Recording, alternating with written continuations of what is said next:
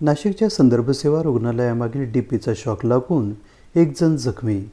महावितरणच्या निष्काळजीपणामुळे वारंवार होत आहे दुर्घटना. नाशिकच्या शालिमार परिसरातील नागरिक व्यावसायिक आंदोलनाच्या तयारीत.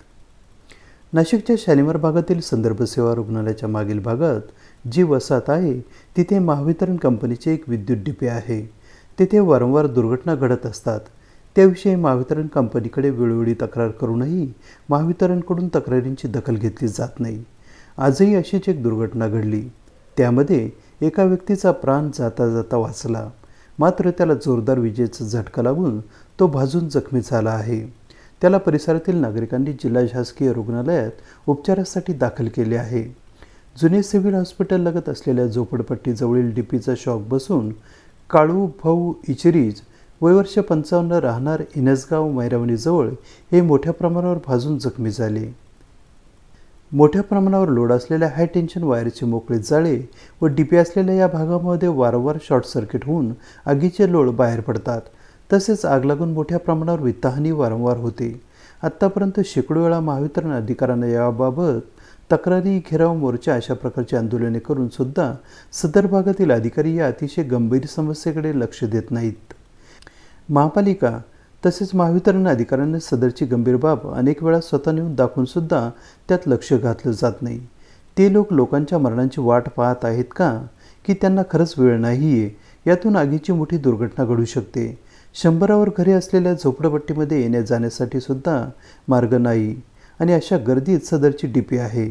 ती त्वरित तेथून हटवावी व नागरिकांना सुरक्षितता प्रदान करावी अशी मागणी नागरिकांनी केली आहे. जर महावितरण अधिकाऱ्यांनी याकडे दुर्लक्ष करण्याचा प्रयत्न केला तर निश्चित या भागातील सर्व नागरिक त्यांच्याविरुद्ध मोठे आंदोलन उभे करतील व त्यांच्या रोषाला त्यांना सामोरे जावे लागेल, अशी संतप्त प्रतिक्रिया नाशिक महानगरपालिकेचे माजी नगरसेवक तसेच नाशिक शहर काँग्रेसचे प्रवक्ते राजेंद्र बागुल यांनी दिली आहे.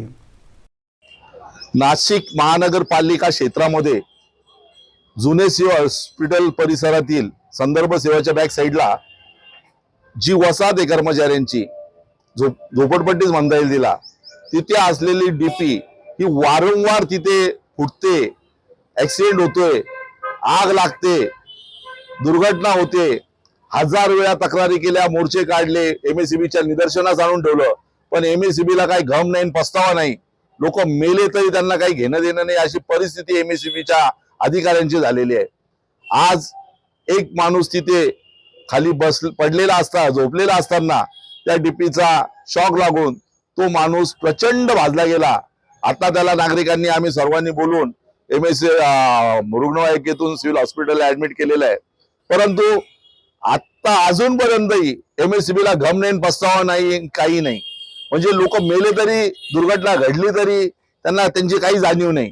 ते उलट त्या लोकांना तो माणूस कशाला गेला होता अशी भावना त्या एमएससीबीच्या अधिकाऱ्यांची आहे. म्हणजे चूक त्या दुसऱ्यांचीच. आता त्या अख्ख्या एवढ्या मोठ्या 100 घरं असलेल्या वस्तीमध्ये ती एवढी मोठी अख्ख्या रविवार कारंजापासून तर सारडा सर्कलची सर्व लोड त्या डिब्यांवर आहे. ती डीपी हलवा हलवा हलवा असा अनेक वर्षाची मागणी आहे. अनेक वेळा पत्र दिली, अनेक वेळा आंदोलन केली, अनेक वेळा घेराव घातला, पण त्यांना त्यात वेळ नाहीये. नको ते चुकीचे कामं करायला त्यांना वेळ आहे आणि त्या चुकीच्या कामांच्या भरतेतच ही लोक एमएससीबीचे अधिकारी अडकून पडलेले आहे. जे सोयीचे आहे, जे जनतेची आहे, जे लोकांच्या अपेक्षेची कामं आहेत ती करायला मात्र तयार नाही. कालही मी पंचशीलला गेलेलो होतो. तिथे रस्त्यात लहान लहान मुलं खेळत होते आणि डीपी उघडी होती. खाली असलेलं ते डबडं उघडं नागडं पडलेलं आहे आणि तिथे काही बघायला एमएससीबीचे अधिकारी कर्मचारी तयार नाही.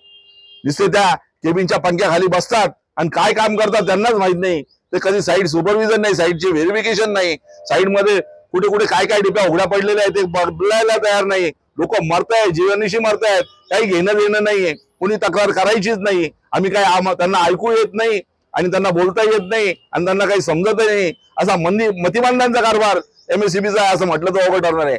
पण आज आम्ही निक्षून सांगतो, जर ताबडतोब हल्लं गेलं नाही, हा जर लोकांचा धोका टळला नाही तर लोक तुम्हाला तिथे बसणं मुश्किल करून टाकतील.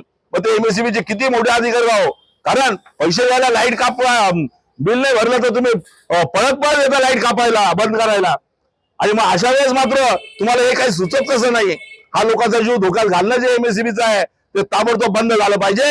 आणि ते बंद नाही झाला तर त्या आज त्या जो ऍक्सिडेंट झालेला आहे त्या ऍक्सिडेंटच्या निमित्तानं निश्चितपणे इथले सर्व नागरिक त्यांचा एमएससीबीचा जाहीर धिक्कार करताय आणि निषेध करतायत. AB न्यूजसाठी प्रमोद रहाणे, नाशिक.